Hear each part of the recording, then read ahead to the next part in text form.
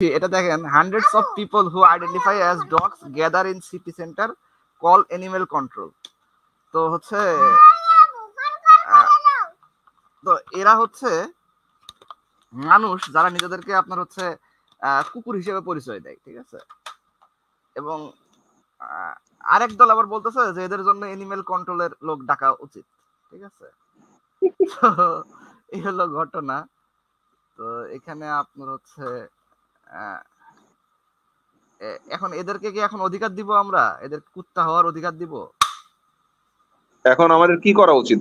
না এদের চিকিৎসার ব্যবস্থা করা উচিত, নাকি এখন এদেরকে আমরা কুকুরের খাবার এনে দেবো, যেগুলো কি ডগ ফুড যেগুলো আছে সেগুলো খাওয়াবো, এগুলো খাইলে তারা বাঁচবে কিনা? একটা লিঙ্ক দেখাইলে হয়তো মনে করতে পারে যে অনেকে অনেক ধরনের আছে। আমি আরেকটা লিঙ্ক একটু দেখাই। আচ্ছা, এখানে দেখেন আরেকটা লিঙ্ক, এটা হচ্ছে আপনার শুধুমাত্র যে মনে করেন এখন কুকুর বিলাই বের হবে তা না,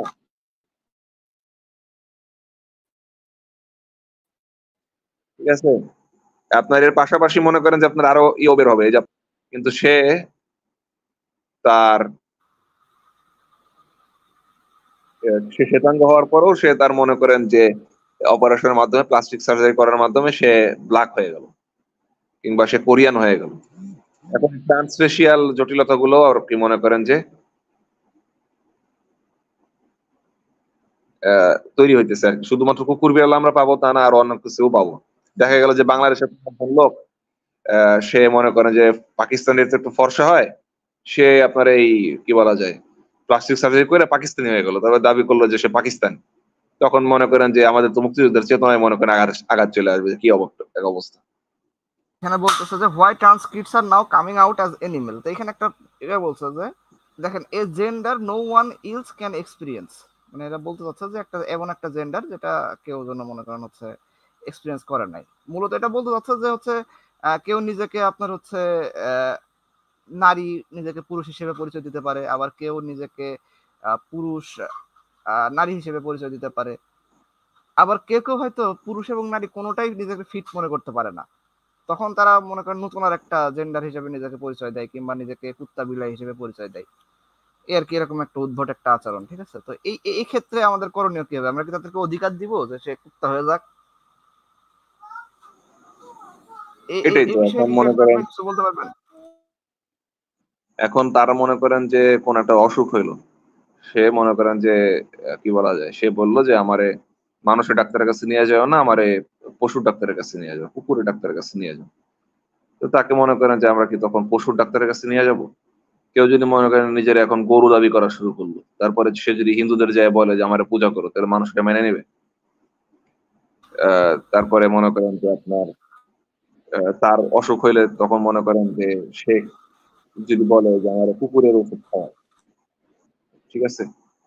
কিংবা মনে করেন যে সে নিজের গরু দাবি করার কারণে এখন তার গরুর ইনজেকশন দেওয়া হলো, এই বিশাল মোটা মোটা ইনজেকশন দিয়ে, সে বাঁচবেই না, তো মরেই তো হবে। এই রকমের পাগলামি কি আমরা মেনে নেবো কিনা? এটা মেনে নিলে আমরা সুস্থ মস্তিষ্কে থাকবো কিনা, প্রশ্ন তখন এটাই চলে আসে। যে এই জিনিসগুলোকে যদি আমরা যৌক্তিক এবং বলে মেনে নেই, তাহলে আমরা আসলে কতটা যুক্তির উপরে দাঁড়িয়ে থাকলাম শেষ পর্যন্ত। সবাই যদি কিছু বলতে জি চাই। বেন ভাই, আবার দেখেন, যখন একটা নারী নিজেকে পুরুষ হিসেবে পরিচয় দিবে, তখন তার যে মেডিকেশন গুলো হবে, ঠিক আছে, নারীর মেডিকেশন আর পুরুষের মেডিকেশন তো আলাদা। যেমন ধরেন ফেনস্টেরয়েড নামে এক ধরনের ড্রাগস আছে, যে ড্রাগসটা নারীদেরকে স্পর্শ করাও নিষেধ, খাওয়া তো অনেক পরের বিষয়। তো এখন একজন যে ট্রান্সজেন্ডার নারীকে যদি ওই ড্রাগসটা দেওয়া হয়, এটা কি তার জন্য ভালো হবে?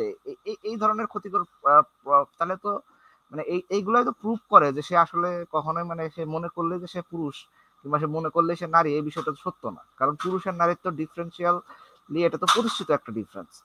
এটা কোনো মানে সোশ্যাল ডিফারেন্স না। কারণ হচ্ছে যদি সোশ্যাল ডিফারেন্স হইতো, তাহলে তো এখানে বায়োলজিক্যালি তাদেরকে আলাদা করা যাইতো না, তাদেরকে তো বায়োলজিক্যালি তাদের ওষুধ মেডিকেশন এগুলো আলাদা আলাদা হইতো না, তাই না? তো কাজেই হচ্ছে আমরা সেটাই, কখনো এটা। জি জি বলেন। যদি লিঙ্গ সমাজের সৃষ্টি হয়, তাহলে তো আপনারা হরমোনের ট্যাবলেট গুলো কেন নেন?